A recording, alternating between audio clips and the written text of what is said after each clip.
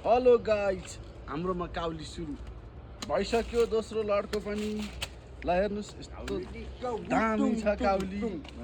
काउली बुटुङटुङ निक्लिया छ। हेर्नुहोस् काउली फुलै फुल पाइन्छ। मात्र 100 रुपियाँ किलो छ। कोही साथीहरू चाहनुहुन्छ भने सम्पर्क गर्नु होला। ल गाइज हो, हाम्रोमा दोस्रो लडको काउली कहिले आउँछ भनेर धेरैले भन्नुभएको थियो।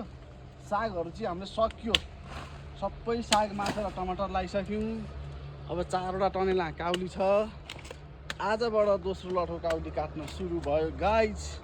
काउली यस्तो दामी हो कि 6 महिने लोकल काउली लगाएको। काउली पनि 6 महिने काउली स्पेसल छ। यस्तो दामी छ। ल हेर्नुहोस् साथी हो, यो पात पनि काटिदिनु ल। यस्तो पारेर दिने हो। मात्र केजीको 100 रुपियाँ किलो गाइज। ल सोझै सम्पर्क गर्नु होला साथीहरूलाई। काउली फक्रिएर काट्ने बेला भएर यस्तो राख काउली। ल चट्ट यो पातहरू निकालिदिने हो। यो पनि निकालिदिने, यो पनि निकालिदिने।